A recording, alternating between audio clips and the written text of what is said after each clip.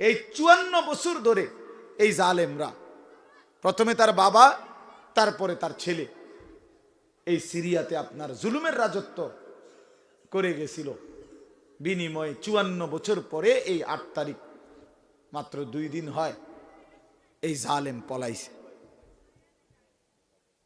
এই নতুন উইকেট পড়ছে। 2024 সাল উইকেট পড়ার বছর। ইতিমধ্যে আলহামদুলিল্লাহ 2 উইকেট পড়ে গেছে। বুঝেন নাই কথাটা? 5ই আগস্ট 1 উইকেট পড়ছে, আর এখন 8ই ডিসেম্বর 2য় উইকেট পড়ছে। ইনশাআল্লাহ খুব দ্রুতই আরো উইকেট পড়বে। এবারের উইকেট হইল ইসরায়েল, নেতানিয়াহু। ইনশাআল্লাহ এই গাদ্দার এই উইকেটও পড়ে যাবে ইনশাআল্লাহ। এবার বোলিং ভালো হইছে। এবছরের বোলিং কি হইতেছে? ভালো বোলিং হইতেছে। হ্যাঁ, আলহামদুলিল্লাহ। ফাকুতিয়া দাবিরুল কওমিল্লাযীনা যালামু ওয়ালহামদুলিল্লাহি রাব্বিল আলামিন। আল্লাহ বলছে আমি জালেমের লেজ সুদ্ধা, গোষ্ঠী সুদ্ধা কেটে দিলাম। সমস্ত প্রশংসা আমি আল্লাহর জন্য। কোরআন শরীফের আয়াত। এজন্য পাপী টিকে না, একক হোক আর সমষ্টিক হোক। কোন জালেম, কোন পাপী নাফরমান টিকে না। প্রজন্মের কোন এক জায়গায় আইসা সে আটকায় যাবে। বুঝেন নাই কথা? প্রজন্ম মানে হলো হয় শুরু করছে বাফে জুলুম, তো ফুত হোক নাতি হোক, কোন এক সিঁড়িতে আইসা চূড়ান্ত অধপতন হোক। জালেম টিকে না, অহংকারী টিকে না, পাপী টিকে না, আল্লাহর অবাধ্য ব্যক্তি টিকে না। একক হোক সামষ্টিক হোক, ব্যক্তি জীবনে হোক রাষ্ট্রীয় জীবনে হোক। ফেরাউন তার গোষ্ঠী সুদ্ধা, এরাও যেমন ডুবছে, আবার কারুন একা অহংকার জুলুম করছে, অন্যায় করছে, নাফরমানি করছে, সেও ডুবে গেছে, সেও ধ্বংস হয়ে গেছে। এজন্য আপনাদের কাছে অনুরোধ করছি, বাবা, আল্লাহর পথে থাকা, নিজের জিন্দেগি ভালোভাবে চালানো, এর মধ্যেই দুনিয়ারও কল্যাণ, আখিরাতেরও কল্যাণ। টেলিভিশন দেখে না প্রতিটা ঘরে কয়জন? হাতে হাতে মোবাইল নাই কয়জন? ছেলে পেলেদের মধ্যে একটা মহল্লার মধ্যে আশপাশে মিলাইয়া যদি 10টা মসজিদ হয়, 10টা মসজিদে ফজরের নামাজের মুসল্লি 10 জন করে 100 জনও তো হবে না। তাইলে বলেন, আমি সেদিন এক জায়গায় গেছি মাহফিলে, বিশাল মসজিদ, 3 তালা মসজিদ, ইমাম সাহেব, খাদেম সাহেব, মুয়াজ্জিন সাহেবদের জন্য আলাদা রুম, অডিটোরিয়াম, অনেক কিছু, অত্যাধুনিক মডেল মসজিদ, সুন্দর। কিন্তু ফজরের নামাজ ওইখানে আমি পড়ছিলাম, 4 জন মুসল্লি, 4 জন, 5 জন হবে, এর মধ্যে আমার গাড়ির 3 জন, তাহলে বাকি 2 জন কেডা কোন? ইমাম মুয়াজ্জিন, মহল্লা আছে। মুসলমান কোথায়? ইমানদার কোথায়? নামাজি কোথায়? তাহলে এতগুলো মাহফিল চোখে পড়ে গেল, এতটি মাদ্রাসার চোখে পড়ে গেল, আপনার এতগুলো বেনামাজি চোখে পড়লো না? এতগুলো টেলিভিশন চোখে পড়লো না? এক একটা বাজারে কি পরিমাণ গুনাহের আড্ডা, বলেন। দোকানে দোকানে হাইটা দেখেন কি নিয়ে কথা হইতেছে। প্রয়োজনীয় কথা কয়টা, অপ্রয়োজনীয় কথা কয়টা, শুধু শুধু তর্ক ঝগড়া, একজন আরেকজনের সিরা লাইতেছে, ফাইরা লাইতেছে, উড়াইয়া লাইতেছে, এই তো বেহুদা কথা, অনর্থক কথাবার্তা। এই জন্য বাস্তবতা হলো গুনাহের আয়োজন বেশি, গুনার আয়োজন বেশি, নেকির আয়োজন খুব কম। এই মাহফিলটা যদি বছরে একদিন হয়, অথচ এই বাড়িওয়ালাদের ঘরগুলোতে বছরে 365 দিনেই টেলিভিশন চলে। কইতো তো টেলিভিশন তো বছরে একদিন হয় না, মাসে একদিন না, তো প্রতিদিন প্রতিদিন। কি পরিমাণ মুসলমানের মা বোন পর্দানসীন হয়েছে বলেন। যেই কোনো বাজারে আপনি খবর নিলে এটাই শুধু যে হুজুর মহিলাদের কারণে এখন হাঁটাই যায় না, হাঁটাই যায়। আগে তো মহিলারা এক সাইড হইতো, বিশ্বাস করেন এটাই বাস্তবতা যে এখন পুরুষ এক সাইড হইতে হয়, পুরুষ দাঁড়ায় থাকতে হয় আগে, যে বেডিত পার হইয়া লোক, তারপরে পুরুষ যদি নিজের লজ্জা শরম থাকে তো বেটা নিজে দাঁড়াইয়া পরে পার হইতে হবে। অথচ আমার একেবারে স্পষ্ট মনে আছে, আমার মা খালারা সন্ধ্যার পরে আমাদের নানার বাড়ি, খালার বাড়ি, দাদার বাড়ি যেতেন। এরপরেও কোনো পুরুষ দূরের থেকে আসতেছে দেখলে আগের থেকেই রাস্তার এক পাশে দাঁড়ায় যাইতেন, আরেক দিকে ফিরা ছাতা দিয়া নিজেদেরকে ঢাকতেন। বোরখা তো আছেই। রিক্সার মধ্যে কাপড় লাগাইতো, এটা তো আমি নিজেই ছোটবেলায় দেখছি। তাছাড়া দেখছেন না আপনারা, ওই যে রিক্সার মধ্যে যে কি লাগাইতো, কাপড় লাগাইয়া এরপরে হ্যাঁ বের দিত, এরপরে মা চাষিরা এক জায়গার থেকে আরেক জায়গায় যাইতো। এটা আমিও দেখছি। তা আমার বয়স তো কমপক্ষে 200, ঠিক না? তো তাইলে আমার বয়স তো আর 200 না, 43 বছর। তাহলে আমার ছোটবেলা মানে 30 বছর আগে, 30-32 বছর আগের কথা। তো এই জন্য বললাম কি পরিমাণ মা বোন বেপর্দা, বলে কি পরিমাণ মা বোন বাজারে মার্কেটে ঘুরতেছে। এই জন্য বাপ গুনাহের আয়োজন বেশি, আল্লাহর নাফরমানির ইন্তজাম বেশি। একটা টেলিভিশনে একটা চ্যানেল না, মনে 100টার উপরে চ্যানেল, আরো বেশি হবে। এই ভারতীয় অসভ্য চ্যানেল তো শত শত, ইন্ডিয়ান চ্যানেল কুরুচিপূর্ণ, যেখানে কোনো শিক্ষণীয় কিচ্ছু নাই। সবগুলো চ্যানেলের মূল মাকসাদ ইন্ডিয়ান, অসভ্যতা, নোংরামি, মানুষের মধ্যে অশ্লীলতা, আর কিছু আছে পারিবারিক অশান্তি কিভাবে তৈরি হয়, স্বামী স্ত্রীর ঝগড়া, শ্বশুর এবং বউয়ের ঝগড়া, দেবর ননদের সাথে ঝগড়া কেমনে, এই সব নিয়ে শেখানো হয় প্র্যাকটিক্যাল। তাইলে বাবা কি পরিমাণ গুনাহের আয়োজন। এজন্য বললাম বাস্তব কথা এটাই, গুনাহের ইন্তজাম বেশি, নেকির ইন্তজাম কম। আমারে বলার পরে আমি খুব খুশি চিত্তে বলছি, ঠিক আছে 10 জনই শুনুক আর 100 জন শুনুক, এটা মূল বিষয় না। আপনারাই শুনলেন, মহল্লার মানুষ শুয়ে শুয়েই শুনলো। কেউ অনেক মা বোন আছে বাড়ির উঠানে, ঘরে হয়তো নিরিবিলি শুনতেছে, আলহামদুলিল্লাহ। তো 10 জনই শুনুক, 5 জনই শুনুক। একটা মাহফিল দিয়ে যদি সারা বাংলাদেশ শুনাইতে হয় এ তো জরুরি না, তাহলে বাকি মাহফিল ওনারা তো আয়োজন করবো কেমনে? তাহলে এই মাহফিল এটা দিয়েই তো সারা বাংলাদেশ শুনাইতে হবে, এটা জরুরি না। মাহফিলের কি আর অভাব পড়ছি না, নাহলে আমরা এত মাহফিলে কই যাই? তাইলে এটা কোনো সমস্যা না, সংখ্যা মূল বিষয় নয়। আল্লাহর কথা পৌঁছানো, বেশি থেকে বেশি যাদের বলার সুযোগ আছে তারা খুব বলা দরকার, যাদের টাকা পয়সা খরচ করে ব্যবস্থা করার সুযোগ আছে তাদের এটা খুব করা দরকার, যারা শুনবার সুযোগ আছে তাদের খুব শোনা দরকার। অর্থাৎ আল্লাহর দ্বীনকে সামনে আগায় দেওয়া, হাদিসে আছে আল্লাহর নবী সাল্লাল্লাহু আলাইহি সাল্লাম বলছেন, অনেক সময় আমার হাদিস যে আমার থেকে সংগ্রহ করছে, শুনছে, সে এরপরে যার কাছে বলছে হতে পারে সে এর চাইতেও বেশি সংরক্ষণ করবে, মুখস্থ রাখবে, আরো বেশি প্রচার করবে। অনেক সময় হয় যে উস্তাদ ছাত্রকে পড়াইছে, আজকে ছাত্রের বরকতে সেই উস্তাদও সারা পৃথিবীব্যাপী পরিচিতি হয়ে গেছে।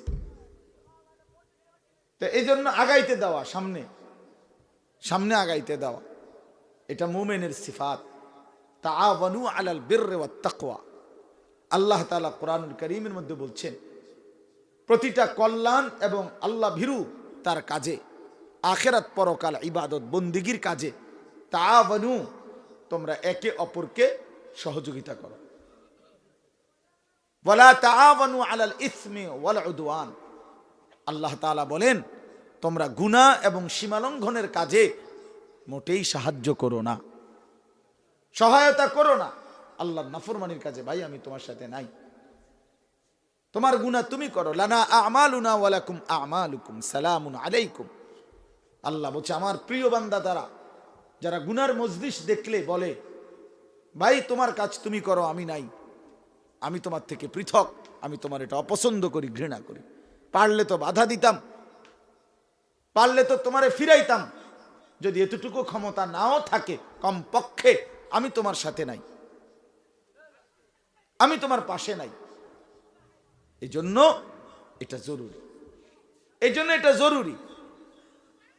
আমরা যদি সবাই মিলে এই যে কয়জন আমরা বসছি, কোনো সমস্যা নাই, বেশি কিংবা কম, ছোট কিংবা বড়, এটা মূল হিসাব নয়। আল্লাহর কাছে গ্রহণযোগ্য হওয়া এটা মূল বিষয়। মানুষের কাছে কোনো বিনিময় নাই। ইয়া কওমি লা আসআলুকুম আলাইহি আজরান মালান। কোরআন শরীফ আছে নবীরা মানুষকে বলতো হে আমার কওম, তোমাদের কাছে আমি কোনো মাল চাই না, সম্পদ চাই না, বিনিময় চাই না। ইন আজরিয়া ইল্লা আলা রাব্বিল আলামিন। বিনিময় প্রত্যাশা করি শুধুই মহান আল্লাহ রাব্বুল আলামিনের কাছে, তিনি দিবেন বিনিময়। ইন্নামা নুতঈমুকুম লিওয়াজহিল্লাহ লা নুরিদু মিনকুম জাযাআন ওয়ালা শুকুরা। আল্লাহ তাআলা বলেন আমার প্রিয় বান্দা সে বলে যে আল্লাহর সন্তুষ্টির জন্য তোমারে খাওয়াইছি, তোমার কাছ থেকে কোনো প্রতিদান কিংবা কৃতজ্ঞতাও চাই না। থ্যাংক ইউ কোন লাগতো না, যা বেটা, ভালো হইছে, মজা হইছে, স্বাদ হইছে, একদূর বলারও দরকার নাই। সমস্ত কিছু আল্লাহর কাছ থেকে, আল্লাহর কাছ থেকে, শুধুই আল্লাহর কাছ থেকে। এই জন্য ইনশাআল্লাহ আলহামদুলিল্লাহ আমরা বলি, দোয়াও করেন, আমারও দোয়া, আমিও চাই এটা এই আমাদের কুরাখাল এই মাদ্রাসার মাহফিল ধারাবাহিকভাবে ইনশাআল্লাহ এই 2 দিনের মাহফিল, 2 দিনের জন্যই আল্লাহ যেন কবুল করে নেয়, আল্লাহ যেন কায়েম করে দেয়। ওমা যালিকা আলাল্লাহি বিআজিজ। আল্লাহ তাআলার জন্য এটা কঠিন নয়, আল্লাহর জন্য এটা কঠিন, মোটেই কঠিন। আল্লাহ চাইলে এটা অসম্ভব না, আল্লাহ না চাইলে কিছুই সম্ভব না। আল্লাহ চাইলে সব হবে, আল্লাহ না চাইলে কিছুই হবে না। আল্লাহ চাইলে সব হয়, না চাইলে কিছুই হয় না। আল্লাহ যদি কারো নিরাপত্তা সরায় নেয় তো পুরা দেশ নিয়ন্ত্রণে রাখলেও সে থাকতে পারে না। কথা বুঝছেন না? মূলত নিরাপত্তা মূলত দেয় কে? আল্লাহ। ওয়াজআলুকুম খুলাফা আল আরদ, এই কথাটা খুব খেয়াল রাখবেন। কোরআন শরীফে আল্লাহ বলছে বান্দা তোমাদেরকে আমার জমিনে আমার প্রতিনিধি হিসাবে, আমার বান্দা হিসাবে থাকার সুযোগ আমি দিয়েছি। আমি যদি না দেই, কারো বাপের ক্ষমতা নাই টিকে থাকা, টিকে থাকা। 54 বছর, একটানা 54 বছর এই আরবের একটি দেশ, রাসূলুল্লাহ সাল্লাল্লাহু আলাইহি ওয়াসাল্লামের অগণিত ভবিষ্যৎবাণী হাদিস বরকতের এক দেশের নাম ছিল সিরিয়া, শাম দেশ। দীর্ঘ 54 বছর বাপ পুত দুইজন মিলে জালেম স্বৈর শাসক ফ্যাসিস্ট এই গাদ্দারে অসংখ্য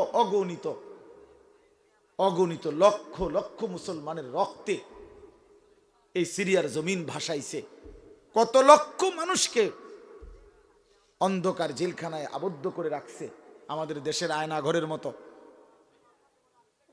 বছরের পর বছর, বছরের পর বছর, শেষ পর্যন্ত একদিন থামায় না ওরা কথা কো ভাই, কিছু বলিয়েন না, কিছু ফালতু থাকবে মাইতেন না। রাত 11টা বাজে, যার আওয়াজ বন্ধ হয় না, হেতে তো আরো কথা কইব, বেচারা কথা বাকি রয়েছে, হে বলবে না, বলো হেদের কথা, এরা বলো, কোনো অসুবিধা নাই, আমার কোনো সমস্যা নাই। মহিউদ্দিন ভাই কোনো অসুবিধা না, আমি কিচ্ছু বললেন না, ওরা কথা বলুক। তো এই জন্য বলি, এই 54 বছর ধরে এই জালেমরা, প্রথমে তার বাবা, তারপরে তার ছেলে, এই সিরিয়াতে আপনার জুলুমের রাজত্ব করে গেছিল। বিনিময়ে 54 বছর পরে এই 8 তারিখ, মাত্র 2 দিন হয়, এই জালেম পলাইছে। এই নতুন উইকেট পড়ছে, 2024 সাল উইকেট পড়ার বছর।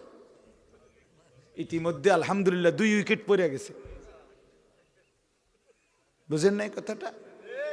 5ই আগস্ট 1 উইকেট পড়ছে, আর এখন 8ই ডিসেম্বর 2য় উইকেট পড়ছে। ইনশাআল্লাহ খুব দ্রুতই আরো উইকেট পড়বে। এবারের উইকেট হইল ইসরায়েল, নেতানিয়াহু। ইনশাআল্লাহ এই গাদ্দার এই উইকেটও পড়ে যাবে ইনশাআল্লাহ। এবার বোলিং ভালো হইছে, এবছরের বোলিং কি হইতেছে? ভালো বোলিং হইতেছে। হ্যাঁ, আলহামদুলিল্লাহ। ফাকুতিয়া দাবিরুল কওমিল্লাযীনা যালামু ওয়ালহামদুলিল্লাহি রাব্বিল আলামিন। আল্লাহ বলছে, আমি জালেমের লেজ সুদ্ধা, গোষ্ঠী সুদ্ধা কেটে দিলাম। সমস্ত প্রশংসা আমি আল্লাহর জন্য। কোরআন শরীফের আয়াত। এজন্য পাপী টিকে না, একক হোক আর সমষ্টিক হোক। কোন জালেম, কোন পাপী নাফরমান টিকে না। প্রজন্মের কোন এক জায়গায় আইসা সে আটকায় যাবে। বুঝেন নাই কথা? প্রজন্ম মানে হলো, হয় শুরু করছে বাফে জুলুম, তো ফুত হোক নাতি হোক, কোন এক সিঁড়িতে আইসা চূড়ান্ত অধপতন হোক।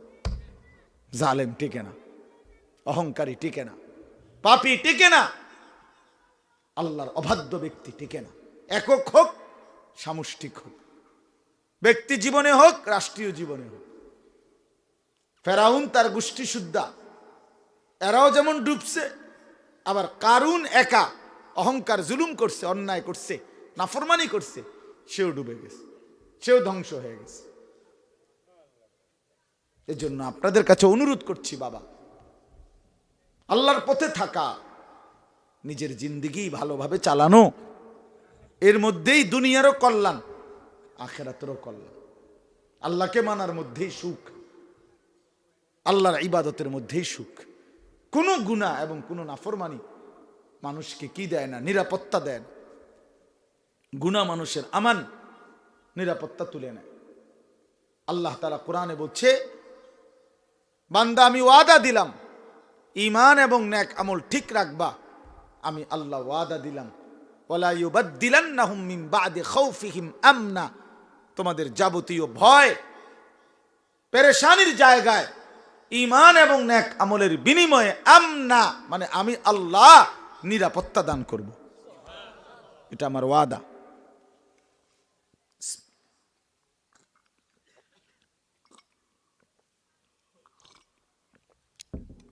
আমি আমার চোখে দেখছি এক জায়গায়, ওই বাড়ি সবচেয়ে বড় সুদখোরের বাড়ি ছিল। আজকে সেই বাড়িতে, পুরা বাড়িতে একটা মানুষ, একটা ঘর নাই, কতগুলো গাছ আছে আর কুত্তা ঘুমায়। আমার চোখে দেখছি কুকুর ঘুমায়। হারামখোরের বাড়ি। এই জন্য বাপ আপনাদেরকে বলি, নীরবে আপনারা এই কয়জন মানুষই মনে রাখেন, গুনাহ তৃপ্তি দেয় না, নিরাপত্তা দেয় না। আল্লাহর ইবাদত আপনার বংশধরকে যুগ যুগ ধরে টিকায় রাখবে। আল্লাহর জন্য কেউ ছেড়ে দেয় গুনাহ, নাফরমানি, এমনকি ন্যায্য হক যদি ছেড়ে দেয়, আল্লাহ তাআলা তাকে অথবা তার বংশধরকে এর চাইতে সর্বোত্তম উত্তম বিনিময় দান করে। মান তারাকা লিল্লাহি শাইআন, যে আল্লাহর জন্য ত্যাগ করে। আপনার একটা মজার ঘটনা শুনাই, সুন্দর একটা ঘটনা শুনাই তো বুঝবেন ভালো। ইমাম হাসান রাদিয়াল্লাহু তাআলা আনহু কে বলেন তো? না কে, উনি কে? রাসূলুল্লাহ সাল্লাল্লাহু আলাইহি সাল্লামের, ও হাসান হোসেনের নাম হোসেনের না, কলিজার টুকরা, কলিজার টুকরা। নবী সাল্লাল্লাহু আলাইহি ওয়াসাল্লামের কলিজার টুকরা ছিল হাসান হুসাইন, নাকি? সবচেয়ে প্রিয়, হুমা রাইহানাতাই ফিদ দুনিয়া। নবীজি বলছে হাসান আর হুসাইন এরা আমার দুইজন, আমার দুনিয়ার সুগন্ধি ফুল। হ্যাঁ, এরা আমার সুগন্ধি ফুল। আল্লাহ নবী সাল্লাল্লাহু আলাইহি সাল্লাম এই হাসান বড় নাতি ভীষণ আদর করতেন, ভীষণ আদর করতেন। হযরতে হাসান রাদিয়াল্লাহু তাআলা আনহুকে কোলে বসায়া মসজিদের মিম্বরে বসে বয়ান করতেন। এই হাসানকেই তিনি, যে আপনারা একটা ঘটনা শুনছেন, যে শোনেন, কাঁধের উপরে চড়াইছেন, এই হাসানকেই, বড় জনকে। তো এ অনেক আদর করতেন, অনেক আদর করতেন। রাসূলুল্লাহ সাল্লাল্লাহু আলাইহি সাল্লাম এই দুই কলজার টুকরা নাতির ব্যাপারে বলছে, সাইয়্যিদা শুব্বানে আহলিল জান্নাহ, জান্নাতের নওজওয়ানদের সর্দার, জান্নাতের নওজওয়ানদের সর্দার, যুবকদের সর্দার। এই হাসান রাদিয়াল্লাহু তাআলা আনহু এত প্রিয় ছিলেন নবীজির। আল্লাহ নবী সাল্লাল্লাহু আলাইহি সাল্লামকে উনাকে নবীজি উনাকে সৈয়দ বলতেন। হাসান সৈয়দ, আমার নাতি হাসান সর্দার, সর্দার। তো হযরত আলী রাদিয়াল্লাহু তাআলা আনহু ইসলামের চতুর্থ খলিফা ছিলেন, ওনার আব্বা। হযরত আলী রাদিয়াল্লাহু তাআলা আনহু যখন শাহাদাত বরণ করছেন, শহীদ হয়েছেন, 4.5 বছর মুসলমানদের খলিফা ছিলেন। 4.5 বছর পরে একদিন ফজরের নামাজের জন্য মসজিদে যাওয়ার সময় এক নাফরমান বেঈমান ওনাকে তরবারি দিয়ে আঘাত করছে রাস্তায়, পথিমধ্যে, মাঝপথে, ছদ্মবেশে। এই আঘাতে হযরত আলী রাদিয়াল্লাহু তাআলা আনহু শাহাদাত বরণ করছেন।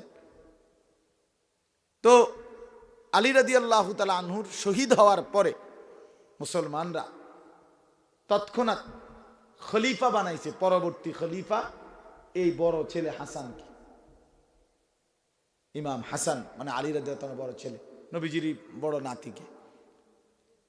6 মাস হযরত হাসান রাদিয়াল্লাহু তাআলা আনহু ছিলেন মুসলমানদের খলিফা, আমিরুল মুমিনিন, মুসলমানদের খলিফা। তখন সিরিয়ার মধ্যে, মানে এই শাম দেশ, হযরত আমিরে মুআবিয়া রাদিয়াল্লাহু তাআলা আনহু, বিখ্যাত সাহাবী, উনি থাকতেন। তো হযরত আলী রাদিয়াল্লাহু তাআলা আনহুর ছেলে ইমাম হাসান 6 মাসের মাথায় স্বেচ্ছায়, নিজ ইচ্ছায় ইসলামী হুকুমত যেন আরো মজবুতির সাথে অভিজ্ঞ ব্যক্তির তত্ত্বাবধানে চলে, ইসলামী সাম্রাজ্য যেন আরো সুন্দরভাবে পরিচালিত হয়, উনি স্বেচ্ছায় নিজের স্বার্থ, নিজের প্রাপ্য হক, উনি তো খলিফা, ওনার প্রাপ্য হক ছেড়ে দিয়ে আল্লাহর জন্য, আল্লাহর সন্তুষ্টির জন্য হযরত মুআবিয়া রাদিয়াল্লাহু তাআলা আনহুর হাতে মুসলমানদের খেলাফত তুলে দিয়েছেন। বলছেন, আমি স্বেচ্ছায় আপনার হাতে খেলাফত তুলে দিলাম। তো এখন খলিফা হইলেন কে? হযরত মুআবিয়া রাদিয়াল্লাহু তাআলা আনহু। হযরত হাসান স্বেচ্ছায় খেলাফত, ইসলামী রাষ্ট্রের এটা ছেড়ে দিয়েছেন নিজের দিলের খুশি থেকেই, স্বইচ্ছায় আল্লাহর জন্য ত্যাগ করছেন, নিজের স্বার্থ। আমরা কিতাবে পড়ছি, আমার কাছে একটা কিতাব আছে আরবি, মাওসুআতু আশরাতিস সাআ, কিতাবটা আমার শায়খের কিতাব।